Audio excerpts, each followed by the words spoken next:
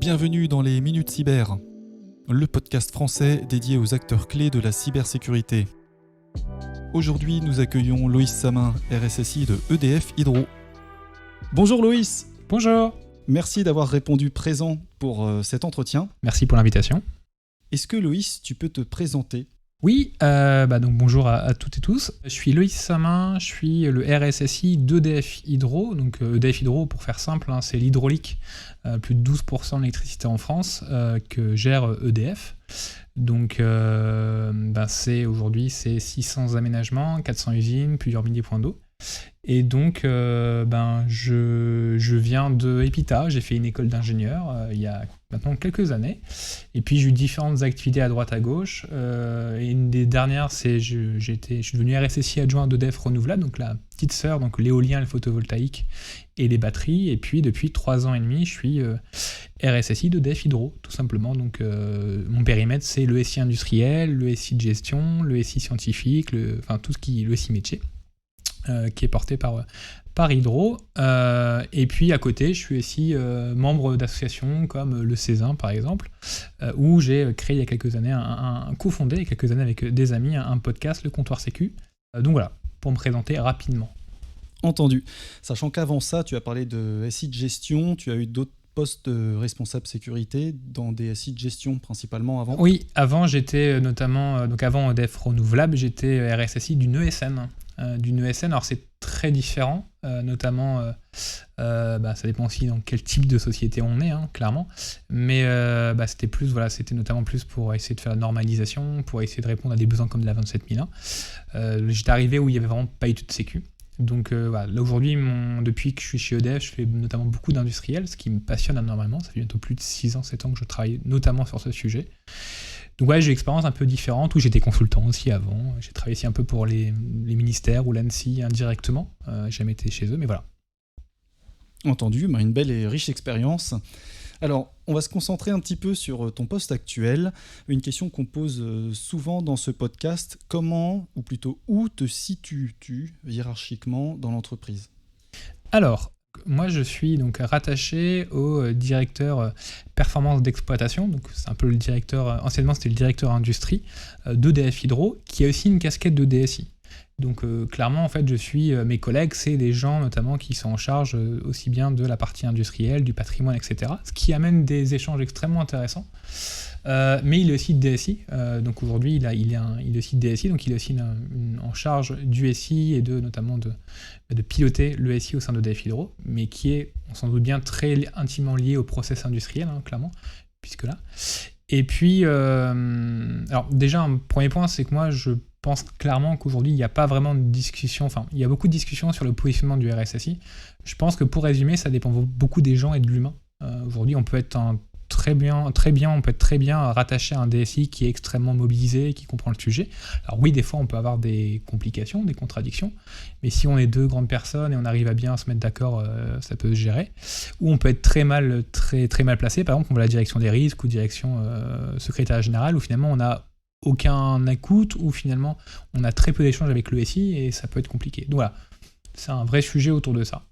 Et puis chez EDF Hydro, et notamment chez EDF, on a un groupe EDF, et on a notamment un directeur cybersécurité du groupe EDF, et une équipe au sein de la DSI Group, où on a plutôt des échanges et on doit répondre aux demandes du groupe, avec des demandes qui sont faites, des notes de contribution, des choses comme ça.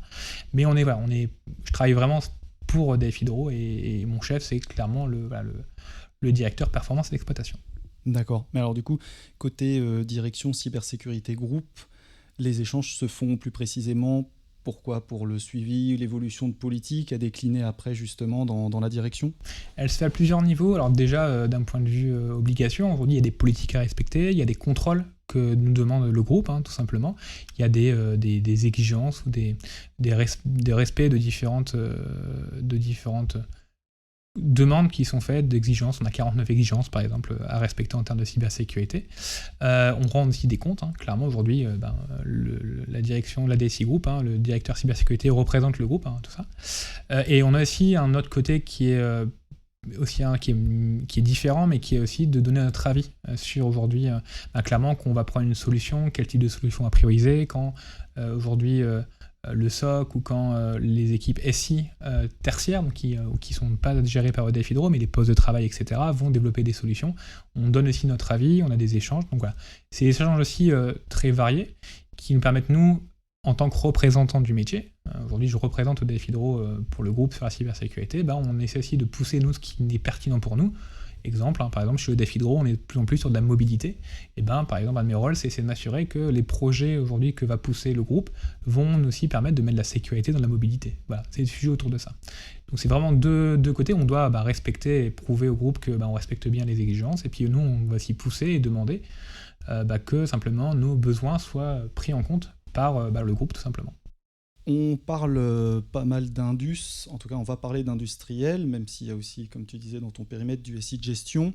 Je pense que ça peut être intéressant pour les personnes qui nous écoutent de savoir quels critères, de manière un peu plus générale, quels critères de sécurité, donc les plus je dirais, incontournables, disponibilité, intégrité, confidentialité, on peut en avoir d'autres, traçabilité, etc., lesquels ressortent souvent comme critères, je dirais, importants à surveiller, à maîtriser dans le patrimoine informationnel d'un SI industriel. Alors, si on parle clairement du SI, un peu comme tu sais à côté, le SI scientifique ou le SI, par exemple, les contrats, les marchés, des choses comme ça, on a bien sûr ces sujets de confidentialité qui sont extrêmement importants, il ne faut pas du tout les dédaigner. Par contre, comme tu disais, vraiment dans le monde industriel, dans la production, dans le process industriel, le numéro 1, c'est que ça produise. Moi, clairement, c'est qu'on produise de l'eau. Alors, on s'occupe aussi des écluses, par exemple, qu'on laisse passer les écluses du Rhin passer, les bateaux, tout ça, c'est extrêmement important. Donc aujourd'hui, le sujet numéro 1, c'est la disponibilité du service, la disponibilité du processus industriel. Et par exemple, c'est une vraie discussion que des fois que j'ai, où des fois je peux demander des choses en termes de cybersécurité, mais qui peuvent impacter le processus industriel. Donc là, il faut justement voir comment optimiser. Une vraie question en ce moment chez nous, c'est le patching, par exemple. Aujourd'hui, quand on veut patcher des éléments au niveau du SI industriel, on ne parle pas que des automates, mais même des serveurs, des SCADA, il faut aussi s'assurer que ça ne va pas freiner le processus industriel, et finalement, on fait pire que la bonne chose. Donc c'est le numéro 1, c'est le process industriel qui est essentiel, et c'est le cœur du métier, et voilà, on bosse pour ça. Le deuxième, c'est l'intégrité. Clairement. Aujourd'hui, c'est assurer justement que le processus industriel est intègre, n'est pas altéré, n'est pas modifié, qu'il n'y a pas d'évolution de configuration, qu'on ne va pas produire plus ou pas assez, qu'on ne va pas modifier des comportements dans des vannes, etc. Et donc, c'est vraiment les deux credos absolus qu'on travaille autour de ça. Là, la confidentialité, elle est un peu moindre. Clairement, on s'en fout de savoir si je produis 20, 50, 70, 150 mégawatts sur un aménagement, c'est pas ça qu'on va chercher.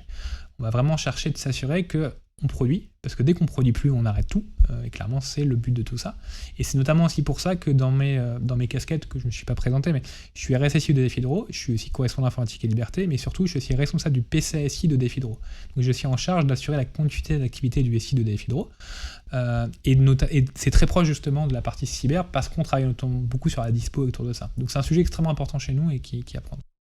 Oui, des activités que tu décris, la continuité d'activité, c'est un sujet fondamental et limite la cybersécurité vient s'y greffer en quelque sorte, en soutien. Vient l'appuyer tout à fait. Le PCA aujourd'hui, métier aujourd'hui, clairement par exemple un exemple très simple, aujourd'hui on n'a plus de télécom chez nous. Clairement aujourd'hui nos métiers ne peuvent plus échanger avec notre conduit, ne peuvent plus avoir des appels, etc. Surtout chez nous, dans mes aménagements hydrauliques, on a la chance à Hydro de travailler dans un environnement exceptionnel, mais des fois il n'y a pas beaucoup de réseaux, on a des zones blanches. Donc aujourd'hui par exemple le télécom est l'élément essentiel pour nous. Et donc dès qu'on n'a plus de télécom, aussi bien par un problème volontaire ou involontaire, les neiges collantes chez nous, la neige aujourd'hui ça impacte aussi, on a un problème aujourd'hui sur le process, les gens ne peuvent plus travailler. Donc la continuité d'activité elle est essentielle, et nous on renforce notamment avec la cybersécurité, on s'assure que le SI ne va pas être impacté, et pas que des problèmes d'un point de vue cybersécurité, malveillance, etc., mais de problèmes de data center qui auraient des problèmes, d'obsolescence, tous ces sujets-là, quoi. Besoin fort de dispo, entre autres, comme tu l'as dit, d'intégrité aussi. Alors, opérationnellement parlant, quels sont les services métiers avec lesquels tu collabores étroitement ?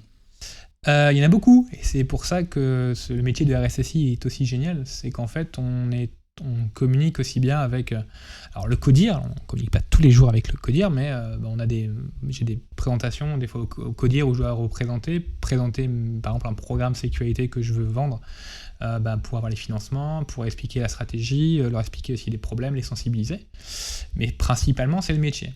Et c'est ce qui fait aujourd'hui la force aujourd'hui d'un métier de RSSI, je trouve, c'est que déjà, on ne fait pas de la sécu pour faire de la sécu. Et ça, c'est un truc à retenir, c'est que clairement, on fait de la sécurité pour aider le métier.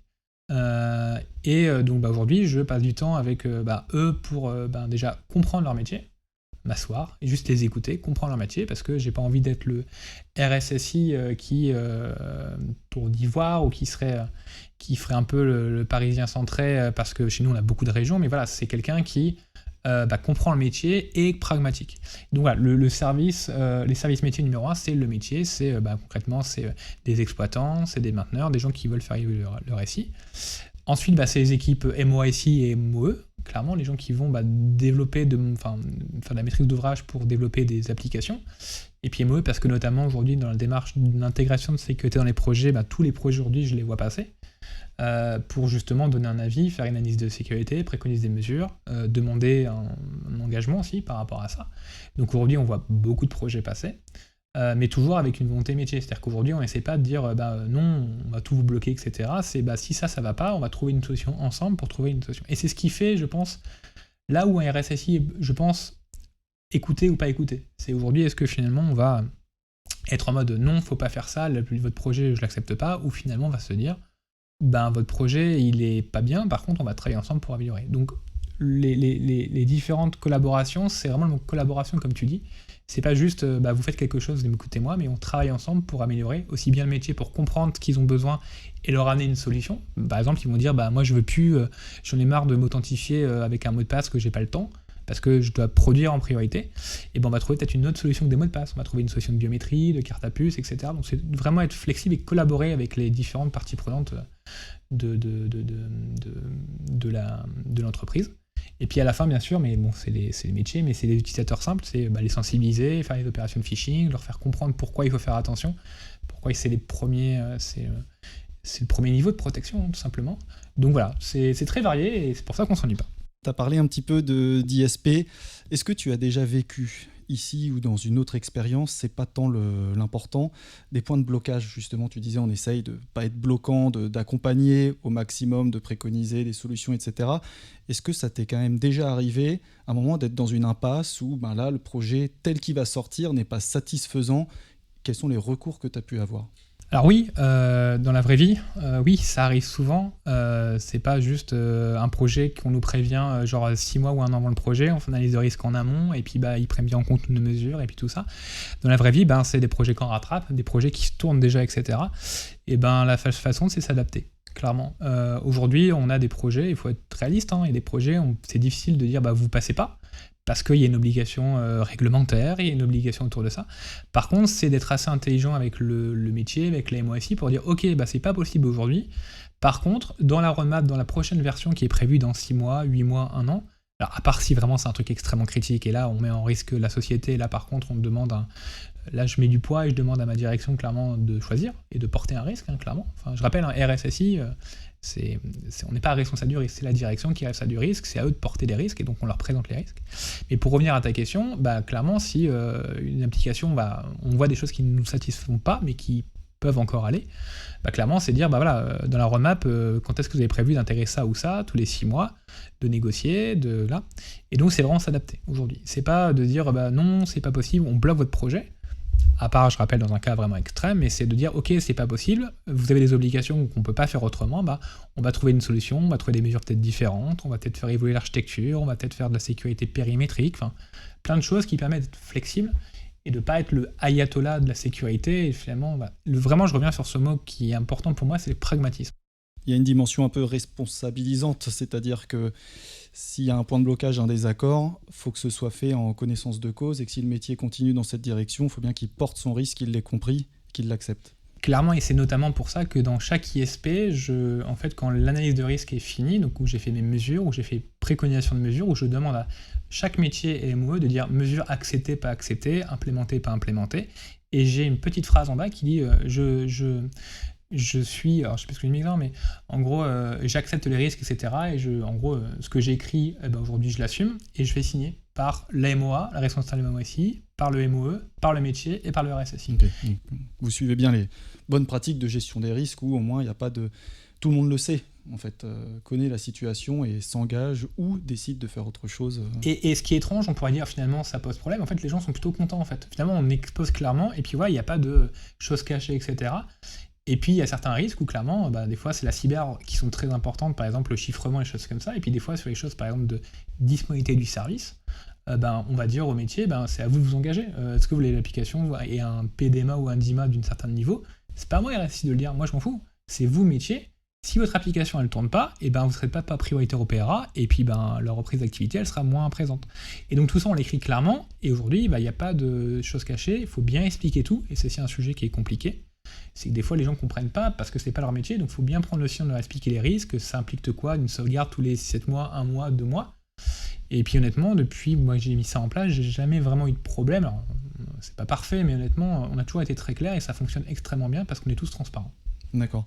Donc, il y a une dimension aussi de conseil, d'accompagnement. Si on devait parler d'une journée type, déjà, est-ce que typiquement ce genre de conseils que tu peux faire aux différents métiers, ça te prend beaucoup de temps? Alors la journée type, malheureusement ou heureusement, sinon j'aurais peut-être pas fait ce boulot, mais en fait on n'en a jamais vraiment. Alors, si on était vraiment concret, la journée type, c'est des réunions. J'ai beaucoup de réunions. Et après, il faut gérer ses mails.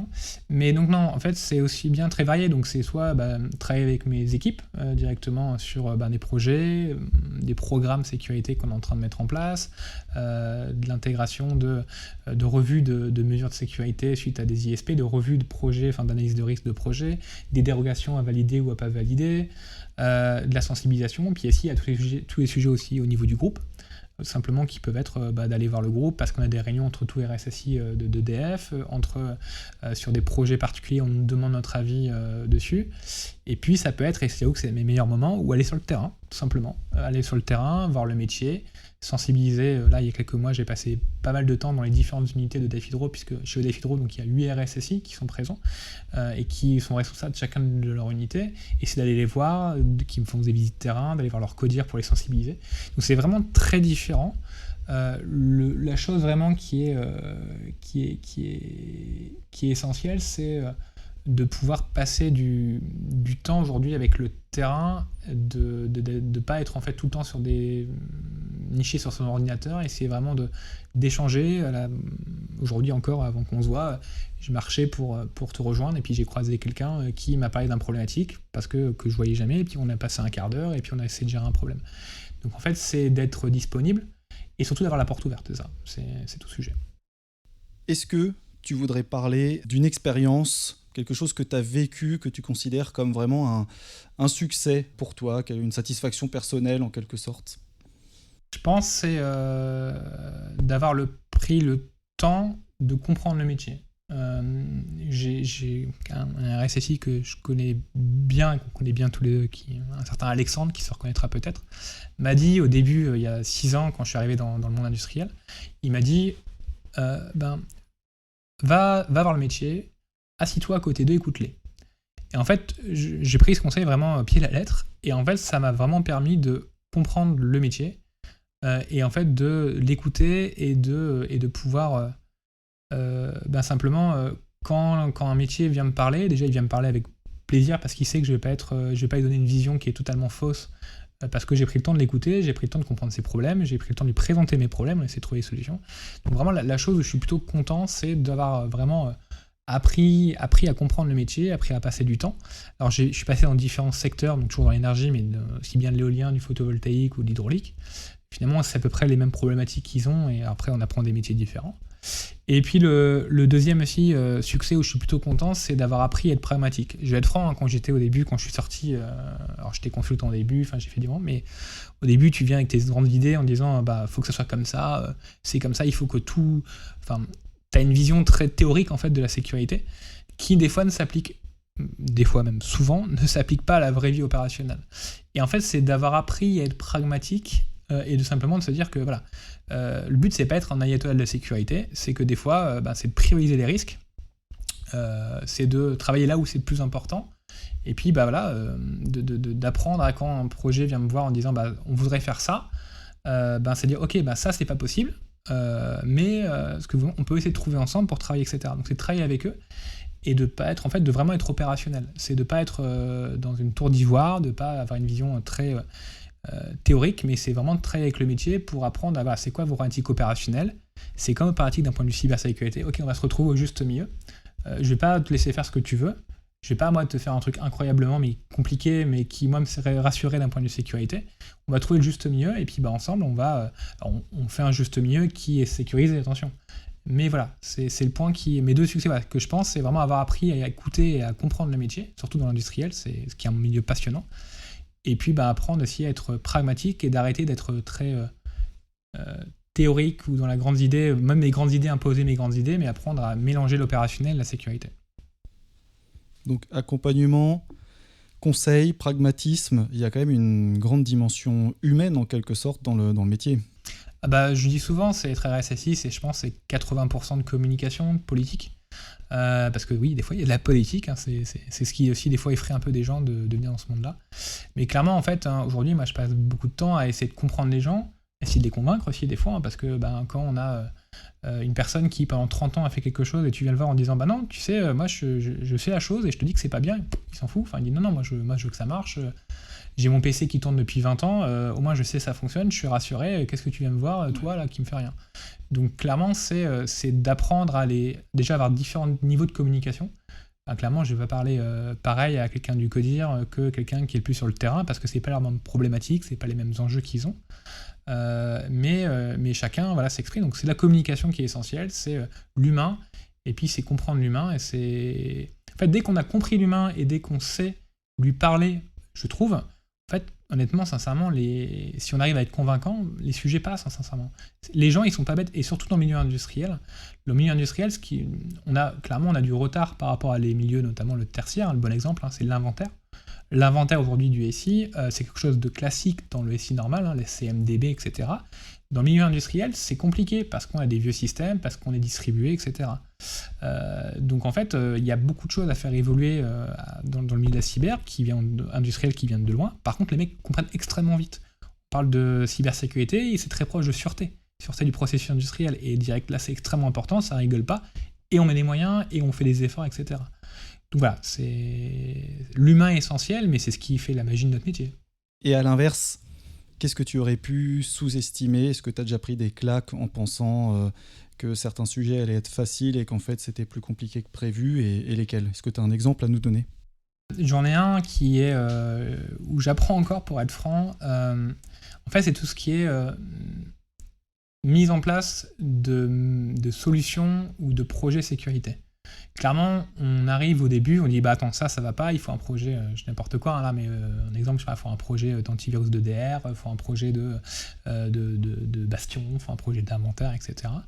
Et puis on se dit c'est simple, on va lancer ce projet, dans 6 mois c'est bon, et puis on va faire tout en parallèle, etc. En fait, la vraie vie, c'est pas ça. Et la vraie vie, c'est un peu plus dur. La vraie vie, c'est faire de la gestion de projet. Ça veut dire il faut déjà avoir les sponsors, il faut avoir le budget, il faut convaincre, parce qu'aujourd'hui, et ça c'est un point qui est important, hein, la cybersécurité, c'est pas que porté par les experts sécu. C'est porté par les équipes d'infra, c'est porté par les PMO, c'est porté par les personnes qui vont développer, les développeurs. Et en fait, il faut trouver, donc déjà s'assurer que dans le budget, on est bon, que d'un point de vue ressources, elles sont disponibles au bout d'un certain temps, que on arrive à convaincre les sponsors, que les personnes, nous on pense que c'est prioritaire, mais l'équipe d'infra, ils ont 50 personnes qui pensent que c'est prioritaire, etc. Donc comment on priorise ? Donc tout ça, c'est quelque chose qui n'était pas simple au début, j'ai mis encore un peu de temps, alors ça va quand même beaucoup mieux, mais finalement on se rend compte que quand on veut faire un projet, ça se fait pas en 3 mois, ça peut prendre 1 an et demi, parce que y a plein d'inconditionnels, de parties prenantes, mais après voilà, c'est le métier qui rentre. Je pense que c'est un problème que beaucoup rencontrent dans beaucoup de métiers un peu transverses en entreprise, et c'est vrai qu'on n'est pas assez préparé des fois quand on entre dans le milieu professionnel à ce genre un peu d'activité où il y a de l'humain, du projet, de la méthode, des acteurs, des échéances. Vive les PMO, hein, clairement. Des fois, ouais. Ça aide beaucoup. C'est clairement un sujet-là. Et je trouve, par exemple, tu vois, dans la partie cybersécurité, on dit les acteurs, les professions importantes dans la cyber. Je trouve qu'on parle jamais de PMO. Alors qu'en fait, c'est le PMO, ou une démarche de PMO, c'est ça qui fait le rouage du système, quoi. C'est comment on gère les budgets, comment on priorise. Et en fait, sans ça, ça fonctionne difficilement. On peut avoir 25 000 idées, avoir une très bonne démarche, sauf que si derrière, il n'y a pas de projet qui se met en place, il n'y a rien qui s'active, ça ne sert à rien et ça fera dans le mur et ça va être compliqué. Donc, on en parle un petit peu dans des formations, typiquement pour la 27001 implémenteur, où il faut mettre en place un système de management. Donc, autant dire que c'est pas rien. Souvent, c'est introduit par la connaissance de la 27001 et le PM Book ou des équivalents pour justement donner de la méthode projet, pour avoir quelques billes avant de se lancer dans le grand bain. Donc, c'est un vrai sujet. Loïs, comment tu vois, toi, personnellement, évoluer la sécurité de l'information / cybersécurité dans les prochaines années ? Alors je le vois plutôt positivement. Clairement aujourd'hui, je trouve que le RSSI a un rôle de plus en plus important. Enfin, on est de plus en plus écouté. C'est pas l'importance du rôle qui est là, mais on est de plus en plus écouté. Aujourd'hui, notamment la réglementation, je pense à NIS V2 par exemple, oblige quand même beaucoup à prendre en compte la sécurité. Le monde se numérise de plus en plus, clairement, aussi bien dans le milieu industriel. Aujourd'hui, avant, on avait des automates en port série, maintenant des automates numériques, et maintenant, depuis quelques mois, on nous annonce même des automates virtualisés. Aujourd'hui, tout se numérise, donc aujourd'hui, la cybersécurité, ça devient un élément essentiel parce que numérique égale risque SI, et donc égale cybersécurité. Donc je pense clairement que le milieu de la cybersécurité va grandir de plus en plus en termes de besoins et d'écoute. Ce qui fait aussi d'où aussi l'émergence du fameux directeur sécurité, cybersécurité, qui est pour moi vraiment différent du RSSI. C'est vraiment le directeur qui va plutôt là sur de la stratégie, qui va plutôt essayer de pousser les sujets, etc. Là où le RSSI est peut-être plus opérationnel, plus concret, il va plutôt aider les métiers. Donc il y a vraiment ce binôme qui je trouve est important. Mais non, clairement pour répondre à ta question, je pense que ça va s'améliorer avec les années. La réglementation, la numérisation explose. On voit aujourd'hui, il y a 3 ans, 4 ans, on galérait à convaincre des gens du risque SI. Maintenant, il suffit qu'ils allument la télé, lire aussi bien le Figaro que les actualités, etc. Et on se rend compte que toute entreprise peut se faire pirater à tout niveau. Enfin, on a si bien du Uber qui sont piratés que des hôpitaux, que tout le monde se fait pirater. Donc je pense que clairement, c'est une bonne chose. Par contre, il va falloir qu'on fasse gaffe à notre fatigue et notre stress, parce que malheureusement, on n'est pas assez. Ça, je pense que c'est quelque chose que tout le monde sait. On galère à trouver des consultants, on galère à trouver des profits internes. C'est la guerre même entre les profits, clairement, entre les entreprises. Donc, je ne sais pas comment on va faire. Il faut qu'il y ait plus de formation, plus d'écoles. Moi, j'ai la chance de venir d'une école à Epita où il y avait vraiment cette formation. Je sors de 2012. Il y avait une spécialisation sécurité. Mais voilà, on verra tout ça, quoi. Moi, je serais comme toi optimiste, parce que oui, ça se fait souvent en 2 temps. Quand il y a un fort besoin de ressources, les écoles, comme tu dis, s'y mettent. Alors certaines bien avant les autres, c'est vrai, mais j'ai quand même la sensation qu'on trouve de plus en plus de cursus cyber. Alors il faudra peut-être faire le tri d'ailleurs dans le pertinent du non pertinent. Oui, parce qu'il y en a qui cherchent un peu le business aussi. Voilà, mais au moins ça montre quand même aussi une tendance, comme pour le reste, tu disais, l'essor des réglementations ou les évolutions. La prise de conscience collective, je pense que les formations vont aussi se mettre à la page. C'est juste ça va se faire un petit peu en différé. Et je reste aussi optimiste comme toi, je pense. Après, j'ai quand même un point d'inquiétude. J'ai encore pas mal de contacts avec Epita notamment. Et moi, je leur ai demandé en disant, niveau étudiant, ça marche comment ? Et en fait, la cyber pour les jeunes, n'a plus le vent en poupe comme avant. Ou avant, c'était la promo avec le plus de personnes. Maintenant, c'est l'IA, c'est l'intelligence artificielle, etc. Et donc voilà, il faut aussi voir, parce que mine de rien, on est concurrents entre différents domaines, il y a plein de domaines dans le SI. Et voilà, j'espère juste que on va quand même rester, et je pense que, j'espère que oui, mais voilà, on se rend compte qu'avant, moi, il y a j'ose pas calculer depuis combien de temps, 2012, mais il y a quelques années, quand je suis sorti d'école, la cyber, c'était le truc, etc. Finalement, on n'est plus le truc, mais je sais qu'il y a 10 ans avant, c'était télécom qui était le truc. Donc bon, on verra, mais ouais, je pense que clairement, il y a plus en plus d'écoles, et puis, de toute façon, on n'a pas le choix, donc... écoute, on pourra faire le point dans quelques années pour Exactement. voir. Une dernière question, Loïs, avant de te libérer. Quel conseil pourrais-tu donner pour une personne qui prendrait une fonction similaire, un poste de RSSI, analyste sécu, correspondant sécu par exemple ? Quel conseil tu peux donner ? Le premier conseil, parce que tu me connais, j'en ai pas un à chaque fois, le premier conseil que je donnerais quand on arrive, c'est d'accepter de ne pas savoir. Clairement aujourd'hui, notamment quand on sort d'école, mais même quand on rentre dans un nouveau domaine, nouveau secteur, on Clairement, on ne sait pas tout. On a beaucoup de choses à apprendre et on apprend tout le temps. Alors moi, j'ai quelques années, mais je suis encore jeune. J'ai 35 ans, donc voilà. Mais j'apprends encore tout le temps. Et simplement d'accepter de dire au métier, parce qu'on dit au début, j'ose pas trop dire que je sais pas, parce que j'ai été recruté, ou je suis jeune RSSI, on compte sur moi, ou jeune expert sécurité. Il n'y a pas que des RSSI, attention. En fait, on n'ose pas dire, je sais pas. Donc on fait oui, il faut faire ça, etc. Et on se grille malheureusement, on dit des bêtises parce que on n'ose pas dire qu'on ne sait pas. Donc c'est vraiment accepter de dire de ne sais pas, mais par contre quand on dit je ne sais pas, c'est le dire en toute transparence, je ne sais pas répondre à ta question, mais par contre, je vais me renseigner, etc. Et c'est beaucoup mieux apprécié que par l'entreprise. C'est-à-dire finalement, le mec, ok, il ne sait pas, il le dit, par contre, il va essayer de nous trouver une solution, il va chercher, etc. Le premier conseil, c'est vraiment dire d'accepter, accepter de ne pas savoir. Et puis le deuxième, c'est... alors on avait souvent cette image rigolote du RSSI tout seul qui mange à la cantine ou tout ça. Alors ça, je pense que ça a changé clairement. Mais on a la chance aujourd'hui dans un secteur qui est très peu compétitif, même pas du tout, clairement, vu surtout qu'on galère à trouver des profils, donc on est très loin d'être compétitif. Et on a des associations qui sont extrêmement bien, donc on a le Césin, le Clusif, même l'OCIR aussi, enfin il y en a plein d'autres qui existent. L'OCIR, c'était ma première association où j'étais quand j'étais étudiant. En fait, où il y a plein de gens passionnés qui sont là pour partager des conseils, des bonnes choses. Par exemple, le Césin, où je suis présent, qui est une association d'experts de la sécurité, où il y a surtout beaucoup de RSSI qui sont présents, mais pas que. En fait, on a des présentations chaque semaine de projets, de choses qui ont fonctionné, pas fonctionné. Et puis, tous les problèmes qu'on s'est posés, tous les erreurs qu'on pourrait avoir, en fait, tout le monde l'a fait au moins une fois. Et donc, ce côté vraiment s'entourer, échanger, c'est essentiel parce qu'en fait, moi j'échange aussi bien avec d'autres RSSI du secteur de l'énergie, sans du tout en mode concurrence, au contraire on se partage, et c'est un peu la chance qu'on a dans le milieu de la cyber, et quand j'échange avec d'autres collègues, des PMO, des gens qui font de la télécom, ils disent mais il y a nulle part cette communauté dans notre secteur. Et donc c'est une vraie chance entre guillemets, et je pense qu'il faut vraiment pas hésiter à, donc je disais, dire ne pas savoir et avoir cette volonté d'apprendre. Et puis de deux, si on veut apprendre, savoir s'entourer. Et donc on a des associations qui sont ouvertes pour ça et qui sont essentielles. De précieux conseils, je suis certain qu'ils serviront. En tout cas, merci beaucoup Loïs. De rien, merci à toi. Et merci pour la qualité de tes explications. De rien. Une très bonne journée. Bonne journée. Merci d'avoir écouté ce podcast. Pour entendre d'autres retours d'expérience, rendez-vous sur www.kedros-cybersécurité.fr. Kedros Cybersécurité est un cabinet de conseil et de formation spécialisé dans la gouvernance, la gestion du risque et la conformité en cybersécurité.